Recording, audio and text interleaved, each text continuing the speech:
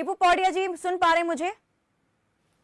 सुन पा रहा हूँ कायनात जी, बोलिए। टीपू पौड़िया जी, अभी यहाँ पर आपने कांग्रेस के प्रवक्ता सुरेश रोड ने जो बात कही है, भूपेंद्र हुड्डा भी उसी बात को लेकर जो है सवाल कर रहे हैं दुष्यंत चौटाला से कि अगर वो आज ये कह रहे हैं कि कांग्रेस को बाहर से समर्थन देने के लिए तैयार हैं, तो राज्यपाल को इस प्रकार की बात जो है वो लिखित रूप में दे दें। उन्हें या तो डाउट है जेजेपी की बात पर, या फिर वो सवाल उठा रहे हैं कि पहले जब ये गठबंधन आपका था, उसके बाद में जब आपका ये टूटा है, तो कहीं ना कहीं सवाल जरूर यहाँ पर खड़े हो जाते हैं विश्वसनीयता को लेकर के। दूसरा सवाल मैं आपसे ये करना चाहूंगी कि क्या जेजेपी के पास वाकई 10 के 10 विधायक उसके एकजुट है, उसके पास है, या फिर वो बिखराव की स्थिति में है? देखिए कायनात जी, जो अभी पिछले 2 दिन से जो माहौल बना है, जिस प्रकार 3 निर्दलीय विधायकों ने जो कांग्रेस का समर्थन दिया है, ये जो सारी स्थिति में चौधरी भूपेंद्र सिंह हुड्डा की तरफ से जो स्टेटमेंट आ रही है, उनका सिर्फ इरादा सिर्फ इतना है कि अपने साथ 3 निर्दलीय विधायकों को बिठा करके ये बताना कि मैं कितना मजबूत हूँ। सिर्फ ये बात यहाँ तक है।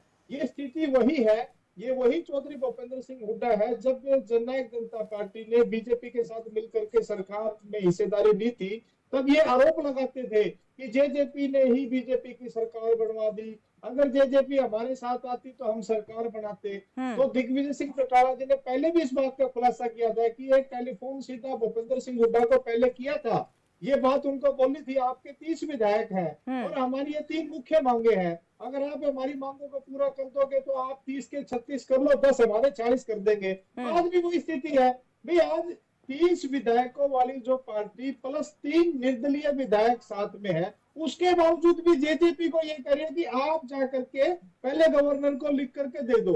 जब इस हरियाणा की जनता के आगे दुष्यंत चौटाला जी स्पष्ट कर चुके हैं, अगर विपक्ष इस बात की पहल करता है तो हम जननायक जनता पार्टी अपने विधायकों का जो बाहर से समर्थन करके ठीक है सुरेश जी, आऊंगे आपके। टीपू जी, दुष्यंत चौटाला तो स्पष्ट कर रहे हैं, लेकिन क्या वो ये स्पष्ट कर सकते हैं कि जेजेपी इंटैक्ट है? क्योंकि आज की तारीख में खुद उसके विधायक जो हैं दुष्यंत चौटाला के फैसलों को लेकर सवाल उठा रहे हैं। देवेंद्र बबली का एक बयान अभी हाल फिलहाल में ही सामने आया है, थोड़ी देर पहले ही, जिसमें वो कह रहे हैं कि विहिप जारी करने जैसे बयान देने से कुछ नहीं होगा। दुष्यंत चौटाला पहले ये देखें कि पार्टी के विधायक एकजुट हैं कि नहीं है। हम अपने दम पर विधायक बने थे और हमने दुष्यंत चौटाला को विधायक दल का नेता बनाया था, और वो ये भी दावा कर रहे हैं कि सरकार अल्पमत में नहीं है। ये तो आप कह रहे हैं कि सरकार अल्पमत में है, लेकिन देवेंद्र बबली कह रहे हैं कि सरकार अल्पमत में नहीं है। देखो कायनात जी, आप अपनी बातों को आपने दोबारा दोहरा दिया, मैं फिर बताता हूँ।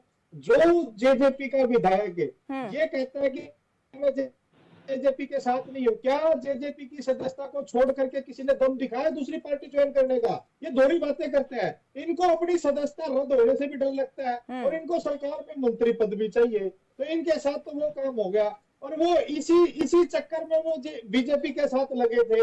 और जब बीजेपी का इंटरनल फैसला मुख्यमंत्री को बदलने का लिया, ना तो इन विधायकों की कोई ताल बैठी, और ना जेजेपी के जो विधायक जो जेजेपी से रुष्ट होकर के जो उसके विरोध में स्टेटमेंट देते थे या बीजेपी के का साथ दिखाते थे, ना उनकी ताल बैठी। अब ये ना यहाँ के रहे ना वहां के रहे। और जो दुष्यंत चौटाला जी ने जो बात कही है, आप उस चीज को समझो, वो किस बात पे कही है। व्हिप की ताकत दुष्यंत चौटाला जी के पास है, और जब वो व्हिप जारी करेंगे तो 10 के 10 विधायकों को वोटिंग करनी पड़ेगी उनके समर्थन में। उसके व्हिप का बबली तो ये भी कह रहे हैं कि अगर 7 विधायक एक होकर नेता बदल दे तो विधायक में दम नहीं है, किसी एक भी विधायक में दम नहीं है कि वो अपनी सदस्यता को छोड़े।